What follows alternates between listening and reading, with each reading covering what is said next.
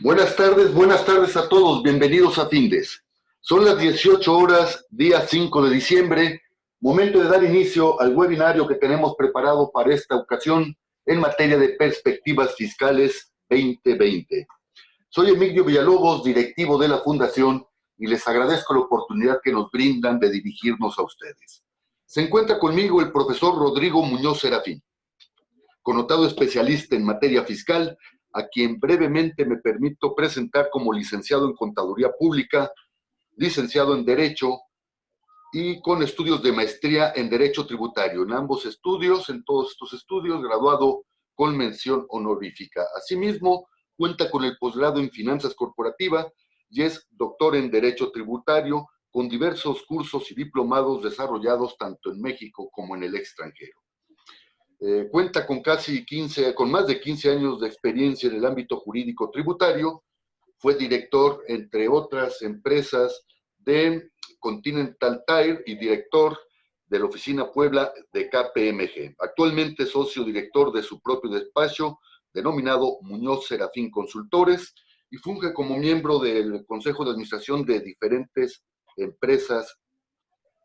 Asimismo, Rodrigo es autor de diversos artículos y monografías publicadas en revistas especializadas y es miembro de la Academia Mexicana de Derecho Fiscal, la cual ha presidido. Antes de ceder la palabra a Rodrigo, les invito a todos ustedes a que formulen sus preguntas, nos den comentarios, nos den sugerencias y al término de la plática dispondremos de algunos minutos para atenderles. Rodrigo, buenas tardes, podemos iniciar. Emilio, muy buenas tardes a todos. En primer lugar, agradezco mucho a ti, Emilio, la invitación, a Findes, por supuesto, que siempre nos invita a colaborar con todos ustedes. Les doy la más cordial bienvenida, agradezco mucho la oportunidad de platicar sobre este tema, que como bien se señala, como expectativas, pues, o como perspectiva, la realidad de las cosas es que como perspectiva, pues no es en mi opinión, no existe un panorama muy halagüeño para el próximo año, dado la reforma fiscal pues prácticamente ya aprobada, solamente pendiente de publicación, en donde sí, un poco para contextualizar, debemos decirlo, la reforma en general, salvo algunas cuestiones propias del entorno mexicano, no se trata de una inventiva de 100% del legislador mexicano o de las autoridades fiscales. Esta reforma tiene un sustento importante en las normas internacionales y en acciones de la OCDE, como es el Plan BEPS, que seguramente muchos de ustedes ya habrán escuchado de él, respecto al cual se iba trabajando ya varios años. Entonces, ante las exigencias de la OCDE, pues es que se incorporan diversas normas. El problema que existe son dos. Primero, muchas normas realmente que estaban llevadas o que deben ser enfocadas al ámbito meramente internacional, pues en este caso se están también aplicando al ámbito nacional. Y en segundo lugar, pues la forma en la que se están adecuando o tropicalizando, como coloquialmente lo decimos, no fue la mejor manera de hacerlo. Entonces van a generar una gran inseguridad jurídica. Hoy ya vemos, por cierto, una gran cerrazón por parte de las autoridades para platicar con los contribuyentes. Y con este tipo de normas, pues creo que se presenta un panorama que puede ser bastante complejo. En este sentido, a mí me gustaría abordar de manera muy general y solamente como una primera aproximación al tema sobre 12 normas específicas o dos temas específicos que se están planteando en esta reforma. El primero es lo que se le conoce como la famosa cláusula general antielusiva, este artículo 5A, en donde establece una serie de requisitos para ahora interpretar las normas jurídicas y para valorar los actos jurídicos que realizan los contribuyentes. Como ustedes recordarán, esta disposición tampoco es nueva.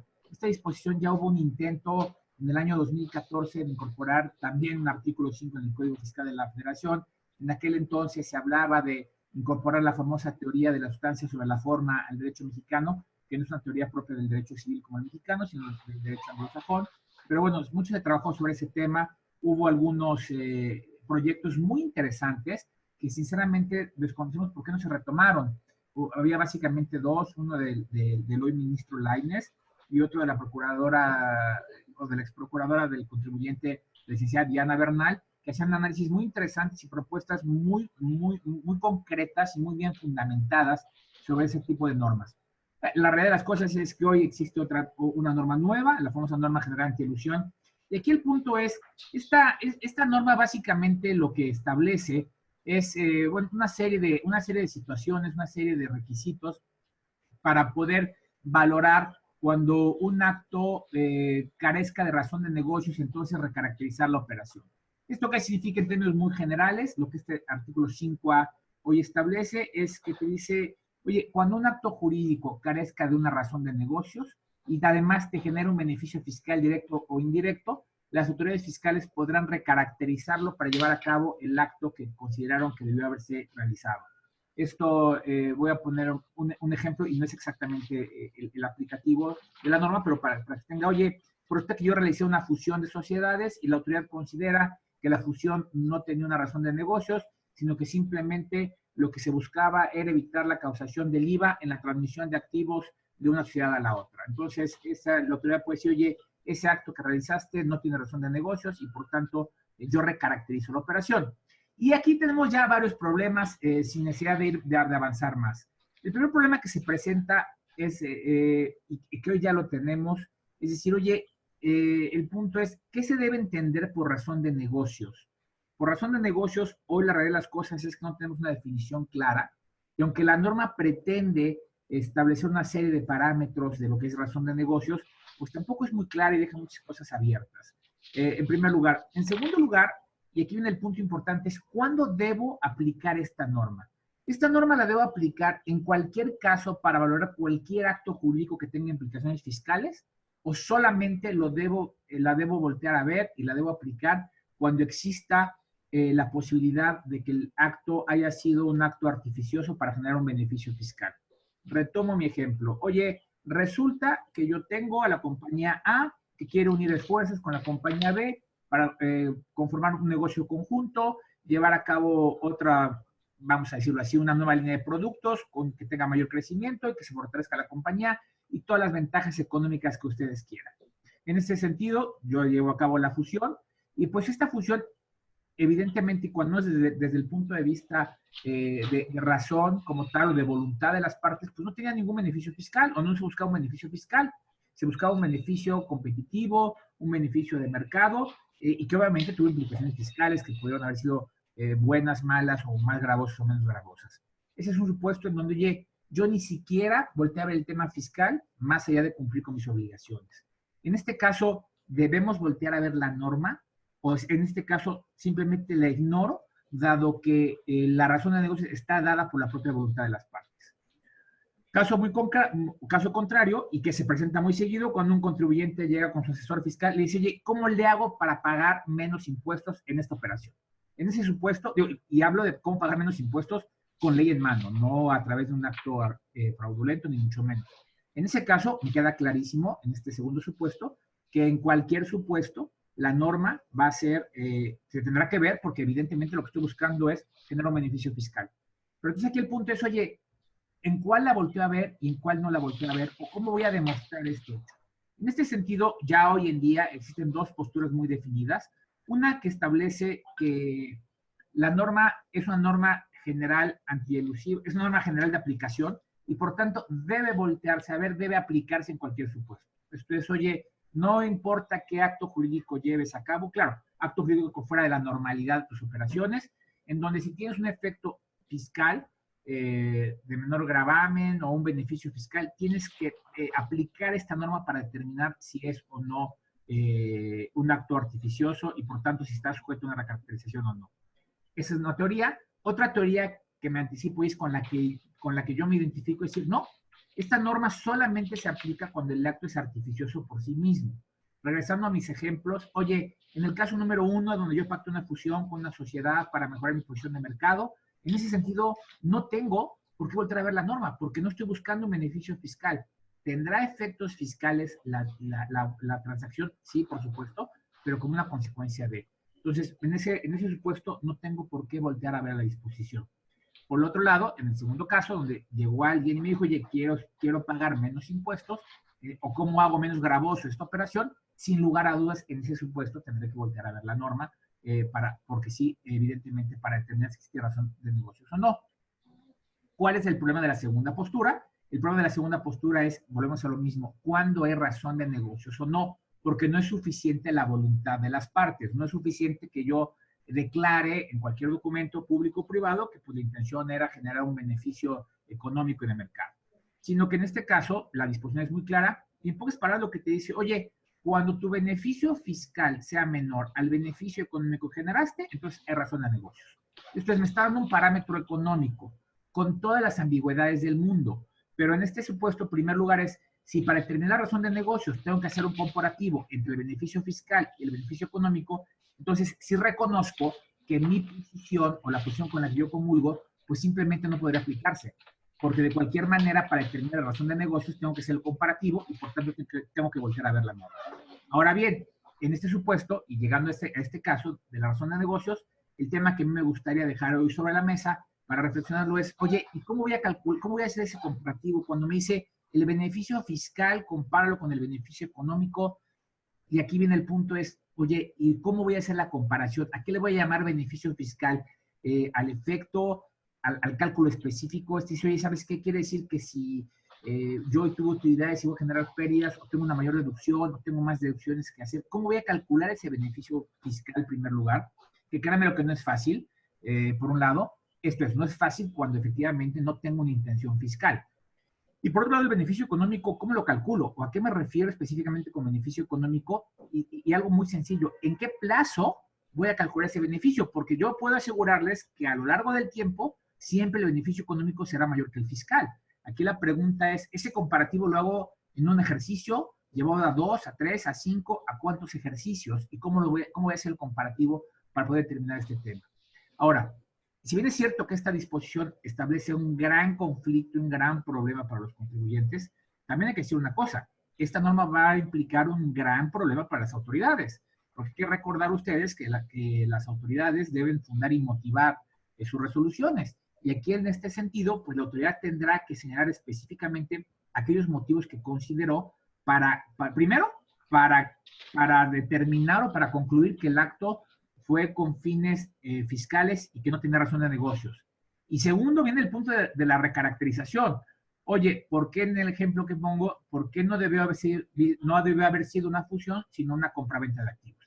Esa problemática también se le va a prestar a la autoridad y por tanto la perspectiva que yo tengo de esta disposición, que no coincide con todo el mundo, aclaro, es que en el corto plazo no vamos a ver esta norma aplicarse de manera muy seguida, hasta en tanto no hay una correcta reglamentación adicional vía reglamento, valga la redundancia, o incluso vía reglas misceláneas, que sería lo menos conveniente, pero a través de ella. Porque de otra forma creo que va a ser muy complicado aplicarla y por supuesto también ir a defender ante los tribunales. Entonces, este es un primer tema que nos genera una gran problemática y una gran incertidumbre de lo que pueda pasar. El segundo tema que a mí me gustaría también comentar muy general, la manera de un primer planteamiento, una primera reflexión, ese de los famosos esquemas reportables de quienes son asesores fiscales. Y aquí empezamos, en primer lugar, con la famosa definición de quién es un asesor fiscal. Hoy todo el mundo, y debo decirlo y lo digo con mucho respeto, cualquier persona que se sabe 3 artículos dice que es asesor fiscal. Entonces hoy sí quiero ver si esas personas siguen sosteniendo que son asesores fiscales. Pero al margen de ello, la ley sí me establece una especie de definición de lo que es el asesor fiscal.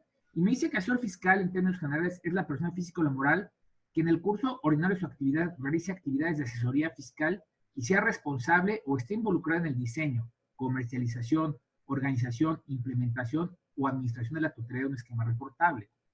Aquí la pregunta es, ¿asesor fiscal es el que hace todas las actividades conjuntas o solamente una de ellas? Porque se pueden aceptar 2 interpretaciones.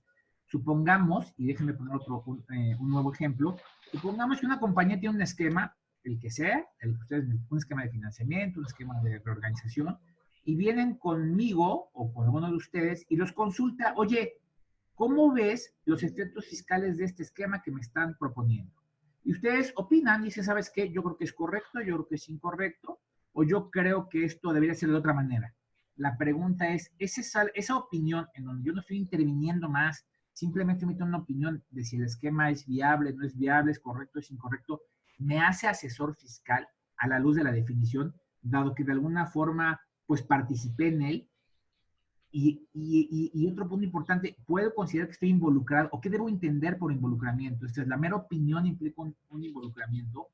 Y aquí el problema que tenemos es que más allá de las interpretaciones que se puedan dar, por supuesto que habrá quien diga y quien estará buscando la interpretación más restrictiva para no caer en el supuesto, hay que tener mucho cuidado con las sanciones, porque estas sanciones, recuerden ustedes que pueden llegar, de manera, me parece que totalmente gravosa y hasta absurda, pues pueden llegar inclusive a los 20 millones de pesos de sanción.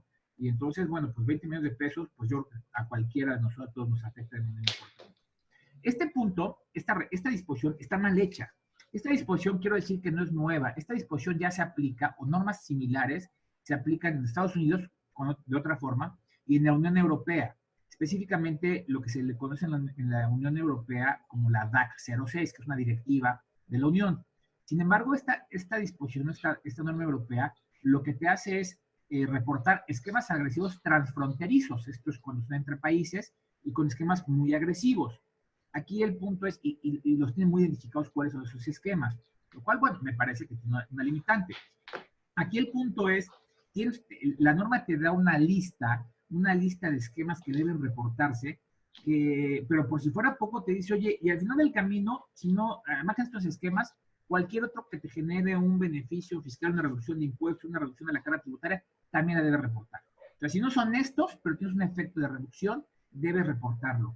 Y ese sentido, y en ese aspecto, creo que deja a los contribuyentes en un gran estado de tensión en ese aspecto, porque, bueno, lo mismo, si no te define qué es involucramiento, si no te define cuándo realmente estás ante una norma, ante una operación que debas reportar, y no lo haces, la sanción puede llegar incluso, repito, a los 20 millones de pesos. Por supuesto, y los abogados somos muy dados a decir, no te preocupes, vas a ganar, es inconstitucional, lo vamos a ganar, todo lo que tú quieras y mandes. Pero cuidado, hay que recordar que el fisco nunca pelea desprotegido. Y entonces, pues al menos tendrás que verte en la necesidad de garantizar un crédito fiscal de esa cantidad de la multa, con todas las implicaciones que esto tiene. Por otro lado, me parece que un tema que poco se ha analizado en esta disposición, y es un tema que desgraciadamente hemos dado muy por sentado en nuestro país, es el famoso secreto profesional. La norma es muy mañosa, porque lo que te dice es, oye, cuando el asesor fiscal no puede revelarlo, y evidentemente, ¿por qué no podría, entre los supuestos que la propia norma establece, es por el tema del secreto fiscal? Pues que lo revele el contribuyente. Y entonces, de alguna manera, insisto, estás estableciendo ahí problemáticas o estás demeritando el secreto profesional que tú tienes. Y aquí un punto importante, oye, ¿y qué pasa si ese contribuyente o en esa transacción está incorporado, por ejemplo, un residente americano? Un residente americano donde tiene normas muy estrictas de temas relativos a secrecía profesional y a documentación y a comunicaciones privilegiadas entre cliente y abogado y demás.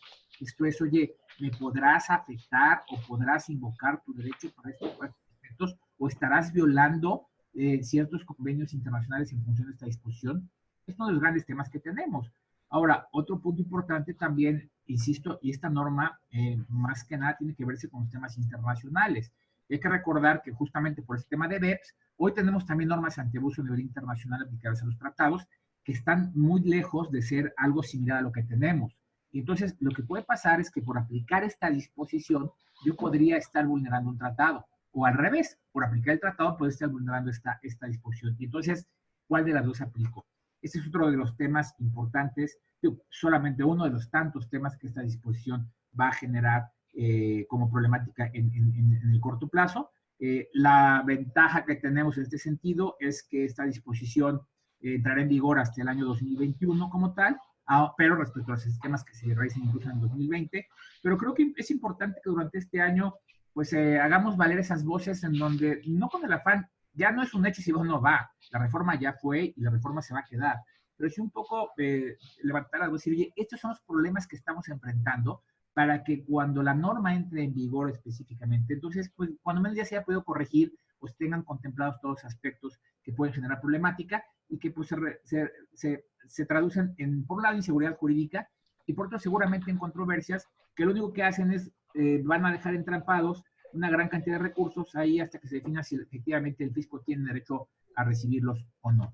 Y bueno, pues por cuestión de tiempo, yo con esto termino mis comentarios sobre estos dos temas, que repito, y así lo hago ver, es una primera aproximación de manera muy general para poner en la mesa. Créanme que los dos temas, cualquiera de los dos temas nos da para hablar muchas horas sobre ellos y poner muchos ejemplos.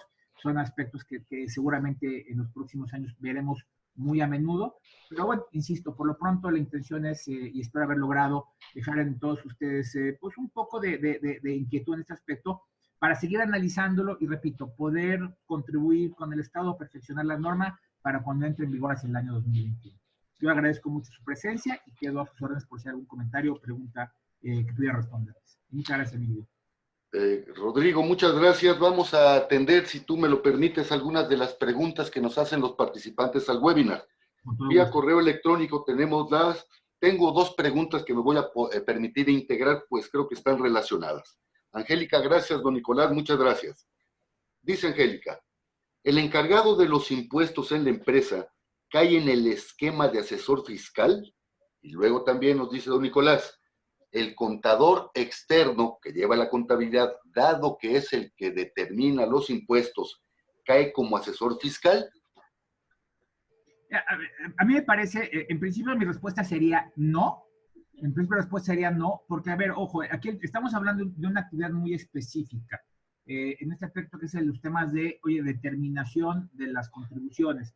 Y aunque estoy cierto que la determinación de las contribuciones implica ciertas adopción de criterios o de algunas posiciones, ello no me lleva a ninguna, creo yo, a ninguna de las actividades propias de lo que es un esquema reportable, que es básicamente, insisto, la asesoría fiscal.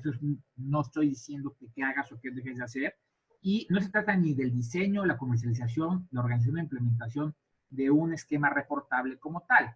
Simplemente estoy cumpliendo con mi función. Entonces, en base a eso, en mi opinión, no cae en el supuesto de un esquema reportable. Esto está llevado más bien hacia, insisto, los externos, con los esquemas. Digo, sabemos que existe la planeación fiscal, y cuando me refiero a planeación fiscal lo digo en el sentido más formal y más serio de una planeación legal, donde se pueden plantear esquemas pues, para optimizar esas cargas, insisto, con ley en la mano. Está más llevado a ese tema. A mí, en lo personal, mi opinión es que los contadores que se encargan de toda la parte tributaria de las compañías no caen en el supuesto de un esquema reportable. Muy bien, Rodrigo. Janet, buenas tardes. Gracias por su pregunta. Nos dice Janet, si una autoridad fiscal identifica o define alguna de mis operaciones como que carece de razón de negocios, ¿eso me hace caer en lo que denominan crimen organizado? No, a ver, creo que hay un tema muy importante. Creo que se ha mal informado mucho sobre esa nueva disposición que ya se consideran algunos temas fiscales como crimen organizado. A ver, lo que es crimen organizado, y aquí aclaro, no es mi materia la penal, pero he tenido oportunidad de analizar mucho la disposición e incluso tener contacto con gente de la Procuraduría Fiscal. Y aquí el punto importante es no. En primer lugar, el aspecto es esta norma lo que faculta a la autoridad es a recaracterizar la operación, no a calificarla como crimen, como delito fiscal, uno. Y dos, para que se dé el tema, para que se dé el supuesto en donde pudiera asimilarse o caerse en el delito asimilable a crimen organizado, tendríamos que estar hablando de la comisión de un delito, y específicamente de lo que se refiere al 113 del Código Fiscal de la Federación, donde además hay una serie de participación de varias personas y demás, y que sabemos que es una disposición que está totalmente enfocada a los factureros. No, en este supuesto no hay un crimen, es más, no hay ni siquiera un delito.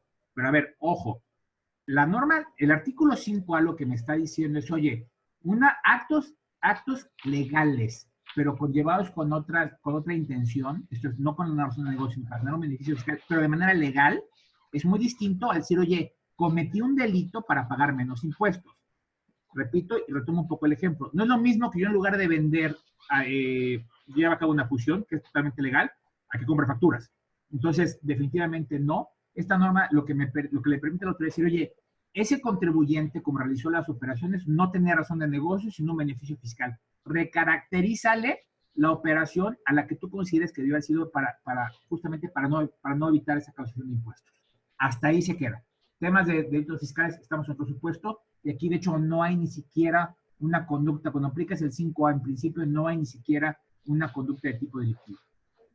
Muy bien, gracias.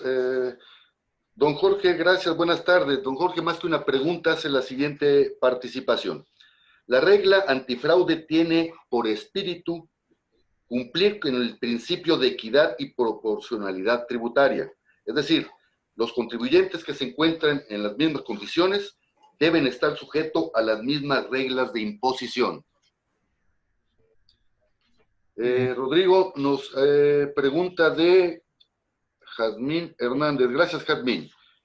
Estamos hablando de las características de los esquemas reportables y una de ellas es el que existan reorganizaciones y estructuras corporativas, tales como el outsourcing. De manera que si yo tengo outsourcing, ¿la debo de reportar?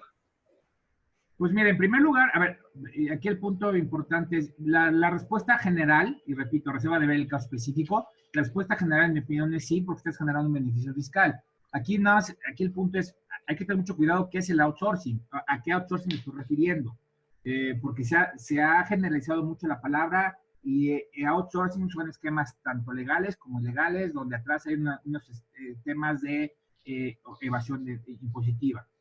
Entonces, y habrá que ver ahora cómo queda la reforma laboral en materia de outsourcing, si vamos a poder seguir aplicando o no el outsourcing, ¿no? Aquí el punto es, oye, si estoy generando directa o indirectamente un beneficio fiscal, que esa es la cláusula general, es decir, además de todos estos esquemas, un tema donde tienes un beneficio, tienes que reportarlo, la respuesta sería sí. Ahora, aquí hay un punto importante que sí creo que debe haber precisado y ahora aprovecho y lo hago. El hecho de reportar un esquema no significa que sea ilegal, ¿eh? Ojo, tampoco este tema de que no lo quiero reportar, insisto, no habla de que los esquemas sean ilegales o que se califiquen como ilegales por el solo hecho de ser reportables. Se consideran agresivos donde justamente el fisco, aunque quizás el resultado lo sabemos, analizará la legalidad o ilegalidad del esquema, pero no existe un tema donde ya por el solo hecho de reportarlo, siquiera se presuma que el esquema es ilegal. Rodrigo, gracias. Don Manuel, buenas tardes. Tengo entendido, nos pregunta don Manuel, que los tribunales colegiados de circuito han reconocido que la elusión tributaria es un fenómeno distinto a la evasión y que la elusión consiste en el desarrollo de actos, contratos, negocios y mecanismos legales que tienden como fin a minorar el pago de los tributos. ¿Qué no es lo mismo que evasión? No, bueno, a ver, aquí un punto, mucho se ha discutido sobre el tema y la verdad de las cosas es que la línea es muy delgada. Yo le podría decir la diferencia entre evasión y elusión, esto es, la elusión es efectivamente, y de hecho hay teorías elusivas en donde, vamos a decirlo así, se evita la causación de la contribución a través de actos legales. Y hay diferentes aspectos elusivos, economía de opción, fraude a la ley, en otros sistemas están sobre la forma y demás, pero no caen en la ilegalidad. Otra vez, y no es exactamente, pero déjenme poner el ejemplo, oye, yo puedo calificar como elusivo el hecho de llevar a cabo una fusión en lugar de llevar una venta de activos. Y las dos estamos ante una economía de opción, porque la ley me da las dos opciones y estaría evitando la causación del IVA a través de la fusión. Por ejemplo, la evasión fiscal es una conducta delictiva y necesariamente implica un acto ilegal por sí mismo. Doble contabilidad, llevar facturas, simular operaciones. Por usted que fue una compraventa, pero déjeme poner un ejemplo que usamos mucho en clase, es decir, oye, pues imagínate que el papá le quiere vender las acciones al yerno de la empresa, pero pues las acciones no tienen costo fiscal, y entonces lo que hago es que el papá le dona las acciones a la hija que está exenta, y la hija le dona las acciones al marido que están exentas. Y luego, pues por otro lado, resulta que el marido, como quiere mucho al suegro, le dona a la hija dinero y la hija se lo dona al papá. Y entonces, una serie de donaciones donde efectivamente, en el fondo estás llevando a cabo una compra-venta. Ahí si me preguntas, ahí evidentemente creo yo que sí tendríamos la posibilidad de considerar que existe un acto totalmente evasivo, dado que estás simulando, no estás optando por nada, estás simulando una compraventa vía una donación, que estarías en un acto evasivo, de evasión y por tanto delictivo. En el caso de una fusión, por ejemplo, bueno, si la ley me dice puedes vender o puedes fusionar y yo opto por fusionar con el mismo efecto o por las mismas razones, entonces ahí estoy ante un acto elusivo. El acto elusivo es, digamos, actos legales y que simplemente a través de diferentes figuras, economía de opción, por ejemplo, evitas la causación del impuesto, caer en el supuesto de causación. El acto evasivo es a través de violación, específicamente actos delictivos o ilegales, el no pagar la contribución. Muy bien.